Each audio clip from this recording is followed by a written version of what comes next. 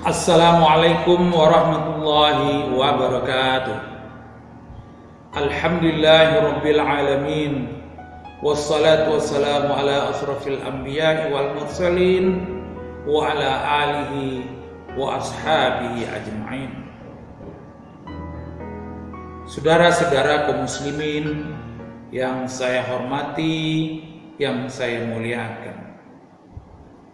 Semoga kita di dalam kehidupan ini yang senantiasa berusaha untuk kehidupan dunia kita dan untuk kebahagiaan di akhirat kita. Allah Subhanahu wa ta'ala memberikan 3 syarat sebagai syarat sukses yang dituangkan oleh Allah di dalam Al-Quran. Terdapat dalam surat Al-Lail, yaitu surat ke-92 ayat 4 sampai ayat 7. Firman Allah tersebut berbunyi, A'udzubillahi minasyaitonir rajim. Bismillahirrahmanirrahim. Inna sa'yakum lasyatta fa'amma man a'ta wattaqa wa saddaqa bil husna fasanuyassiruhu lil yusra. Sadaqallahul azim. Terjemahannya, sesungguhnya usaha kalian itu bermacam-macam, maka adapun orang-orang yang memberikan hartanya di jalan Allah, menjadi orang yang dermawan, dan mereka bertakwa kepada Allah dan membenarkan janji-janji tentang pahala dari perbuatan kebaikan, maka Allah akan memudahkan baginya jalan-jalan kesuksesan itu. Fasanu yassiruhu lil yusra, maka kami akan memudahkan jalan bagi kebaikan itu.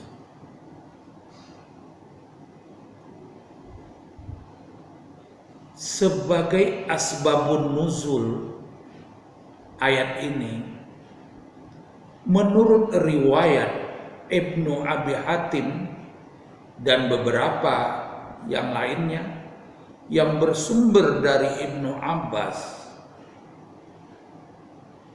bahwa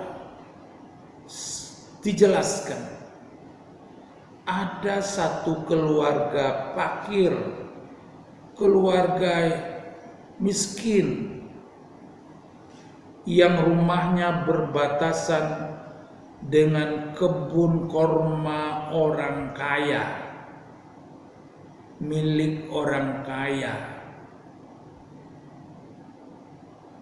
Salah satu pohon dari kebun korma orang kaya itu, pohonnya condong ke rumah orang miskin itu. Karena condong pohonnya ke rumah orang miskin itu, maka tandan dari pohon kurma itu sewaktu berbuah itu menjuntai ke halaman rumah orang miskin itu. Bila sudah panen, maka yang punya pemilik kebun korma memetiknya. Tentu saja ada buah yang berjatuhan ke halaman si miskin. Anak orang miskin ini memungut, memungut yang jatuh di halamannya itu dan memakannya. Beberapa kali kejadian begitu terus. Apa yang dilakukan oleh pemilik kebun korma itu? Merampas kembali beberapa biji korma yang ada di tangan anak orang miskin itu. Kalau sudah ada yang ada di dalam mulutnya, diambilnya dari mulut anak orang miskin itu. Tentu saja kejadian yang demikian itu sangat tidak mengenakkan perasaan orang miskin itu. Mau dilawan tak mungkin. Lalu orang miskin ini melapor kepada Rasulullah Sallallahu Alaihi Wasallam. Apa yang dilaporkan adalah sikap dan tindakan pemilik kebun korma, di mana salah satu pohon korma itu condong ke rumah dia. Manakala berbuah itu tadi, anaknya mengambil buah yang jatuh, tetapi dirampas kembali oleh pemilik kebun korma itu. Sungguh kami merasa dihina ya Rasulullah. Tidak ada sedikit pun kasih sayangnya kepada anak-anakku yang benar kami ini dalam keadaan miskin. Itu yang kami sampaikan kepada engkau wahai Rasulullah. Semoga engkau dapat mengambil kearifan, kebijakan dan menyelesaikan keadaan kami ini. Saya kasihan terhadap anak-anak kami ya Rasulullah. Mendengar laporan itu, Rasulullah SAW menemui pemilik kebun korma itu. Wahai saudara, maukah Anda memberikan kepadaku, menyerahkan kepadaku satu pohon korma ini? Balasannya adalah surga untuk engkau nanti di akhirat. Dengan angkuhnya, si pemilik kebun korma itu mengatakan kepada Rasulullah, cuman itu tawaran engkau kepada aku, korma yang berbuah lebat, korma yang begitu bagus buahnya. Engkau bilang mau diganti dengan surga. Tak usah ya, sambil dia berlalu meninggalkan Rasulullah Sallallahu Alaihi Wasallam. Hal yang demikian itu di tengah suatu majelis disampaikan oleh Rasulullah kepada orang-orang sahabat-sahabat yang ada di kelilingnya. Salah seorang di antara sahabat Rasulullah itu mengangkat tangan. Ya Rasulullah, di manakah tempatnya kebun korma itu? Saya siap membeli berapapun yang dia minta, dan engkau serahkan pohon korma yang berbatasan dengan rumah orang miskin itu. Baik, kata Rasulullah Sallallahu Alaihi Wasallam. seorang sahabat yang dermawan ini menemui pemilik kebun korma. Wahai saudara, saya hanya butuh satu pohon korma Anda yang condong ke rumah si fulan ini. Berapa Anda minta ganti harganya? Dengan angkuhnya kembali dia berkata, aku sebetulnya banyak punya pohon korma, tapi yang begitu subur, yang begitu bagus hasilnya ya satu itu. Pohon korma yang satu itu. Jadi nggak mungkin engkau akan sanggup menggantinya dengan beberapa batang. Sekarang saya beri Anda penawaran yang mudah-mudahan engkau terperangah dengan penawaran saya ini. Saya beri Anda 40 pohon korma yang juga subur-subur, yang bagus hasilnya. Lokasinya itu di kebun korma saya itu. Kalau mau, ayo kita menemui Rasulullah untuk menyaksikan serah terima ganti satu pohon korma dengan 40 pohon korma. Wah, dengan bangganya, wah kalau itu tawaran Anda cukup menyenangkan hati aku, ayo siap. Lalu bertemu dengan Rasulullah, dibuatlah akad perjanjian, satu pohon korma diganti dengan 40 pohon korma. Lalu sampailah dermawan ini ke rumah fakir miskin dan menyerahkan serta memagar satu pohon korma ini. Peliharalah, rawatlah korma ini, dan ini adalah milik saudara. Maka menurut riwayat ini tadi, setelah dermawan ini menyerahkan satu pohon korma dengan mengganti dengan 40 batang pohon korma tadi, maka kepada Rasulullah diturunkan ayat sebagaimana terdapat dalam surat Al-Lail ayat 4-7. Inna sa'yakum lasyatta fa amma man a'ta wattaqa wa saddaqa bil husna fasanuyassiruhu lil yusra.